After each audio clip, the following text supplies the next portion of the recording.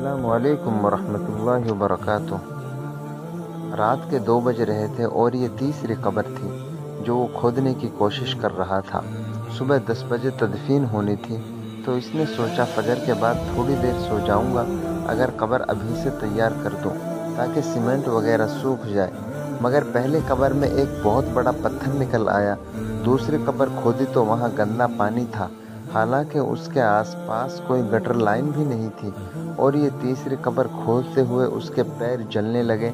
ज़मीन बहुत गर्म हो रही थी, ऐसा लग रहा था कि किसी तंदूर पर खड़ा हुआ है। मगर अब इसमें हिम्मत नहीं थी कि वो कोई चौथी जगह ढूंढे, लिहाजा जल्दी जल्दी अपना काम निपटा के वो बाहर निकल आया और अपने 20 साला बेटे को आवाज़ दे के अपने पैरों पे पानी डलवाया। ऐसा लग रहा था जैसे छाले निकल आएंगे। गौर कुन आसमान की तरफ देखा। क्या हुआ बाबा, क्या देख रहे हो? बेटा बस क्या बताऊं, जो मैं देखता हूं अल्लाह ना करे आप भी उसे देखो। अब मुझसे वैसे भी काम नहीं होता और आज तो बहुत थक गया हूं। अल्लाह बेहतर जानता है, मगर लगता है कोई बहुत ही गुनहगार आने वाला है, इसीलिए तो ये कब्र अभी से गर्म है। अरे बाबा तुम ऐसा वहम क्यों कर रहे हो? ऐसा कुछ नहीं होता। गुल खान इस वक्त अपने बेटे की बात की तरदीद नहीं की, मगर इसकी एक उम्र गुजरी कब्रिस्तान में। इसे तो कब्र खोदते हुए ही अंदाज़ा हो जाता था कि आने वाला क्या लेके आ रहा है। हो सकता है उसके वहमात हों या उसके अपने अंदाज़े, मगर अब कब्रिस्तान में उम्र गुजारने वालों को बहुत कुछ अंदाज़ा हो जाता है। मगर लोग कहते हैं गौर कुन नफ्सियाती होते हैं। इसका बेटा भी अभी गवर्नमेंट स्कूल से पढ़ के फारिग हुआ है। पढ़ाई में दिल नहीं लगता, मगर ज़बरदस्ती इसे मैट्रिक करवाया है। वो नहीं चाहता कि उसके बेटे की ज़िंदगी भी इसी कब्रिस्तान में भटकते हुए गुजरे। 10 साल हुए बीवी को फौत हुए, वो भी यही इसकी कुटिया के पीछे दफन है। खुद इसने अपना भी बंदोबस्त कर रखा है, इसलिए चाहता है कि मरने से पहले इसके बेटे को कहीं कोई छोटी मोटी मुलाजमत ही मिल जाए। वो सोने के लिए कुटिया में आके लेटा ही था कि पीछे से रशीदा के रोने की आवाज़ आने लगी। ले शुरू हो गई, अब नहीं सोने देगी मुझे। रशीदा तूने अपनी ज़िंदगी में भी मुझे चैन नहीं लेने दिया और अब मरने के बाद भी तू चुप नहीं होती। अभी सोने दे, बहुत काम है सुबह। गुल खान, इसके दादा, फिर बाप और अब वो खुद इस कब्रिस्तान में गौर कुन थे। कितने आए और मिट्टी में दफन हो गए। इसके दादा, बाप और इसकी बीवी भी सब इसी कब्रिस्तान में मदफून हैं। मगर अब वो बहुत थक गया है। उसे अब इस काम से घबराहट होने लगी है, इसीलिए सलीम के पीछे पड़ा हुआ है कि वो कुछ पढ़ ले। मगर सलीम पता नहीं किन चक्करों में रहता है। सुबह होते ही सलीम मैयत के आने की तैयारियों में लग गया और उसने अपने बाप से ये ज़रूर पूछा, किसकी मैयत है, औरत की या आदमी की? गुल खान सर झटक के बोला, मैं नहीं पूछता, पूछ के करना क्या है मैंने। हर तदफीन के बाद सलीम कब्र के इर्द गिर्द मंडलाता रहता है, अपने बाप को घर भेज देता है और कहता है रात को मैं देख लिया करूँगा।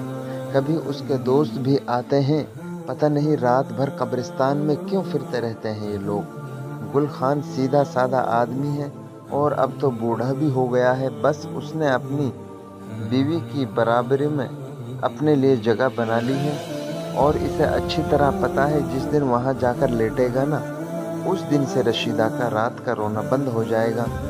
मोहब्बत भी तो बहुत करती थी उससे, अब उसके बगैर दिल भी नहीं लगता होगा, इसलिए रोती है रातों को।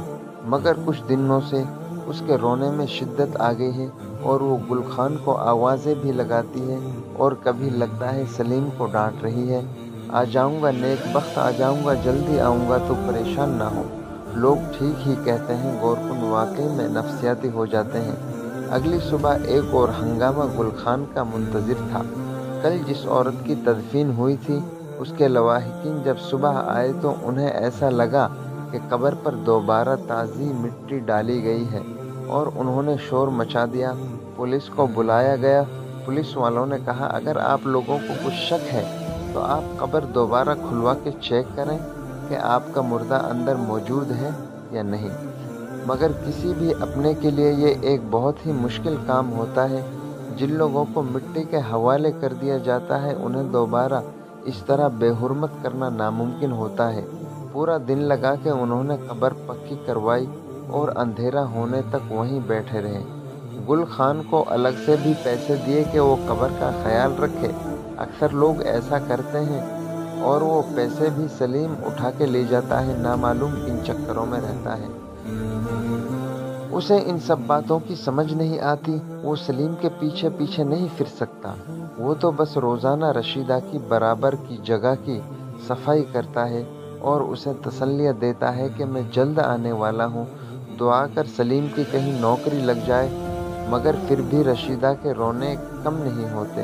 अक्सर रातों को रोती है, कभी कभी चीखने भी लगती है और वो समझता है कि उसकी बीवी उसकी मोहब्बत में रो रही है। उसे ऐसी आवाज़ें सुनते जिंदगी गुजर गई। कहने को ये शहर खामोशा है, मगर कोई इन गौर कुनों से तो पूछे जाके कि कितना शोर होता है वहाँ, खासकर रातों को और ख़ासकर उस दिन जब कोई ताज़ी कब्र बनी हो, कोई नया इस शहर में आके आबाद हुआ हो। बहुत वक्त लगता है इसे इस नए माहौल में रचने बसने में। पहले पहल तो खूब रोना धोना होता है, फिर आहिस्ता आहिस्ता खामोशी, मगर जब तक कोई नया आ जाता है शोर करने के लिए। आज रात फिर गुल खान की आंख लगी ही थी कि एक लड़की की दिलदोज़ चीख की आवाज़ आई।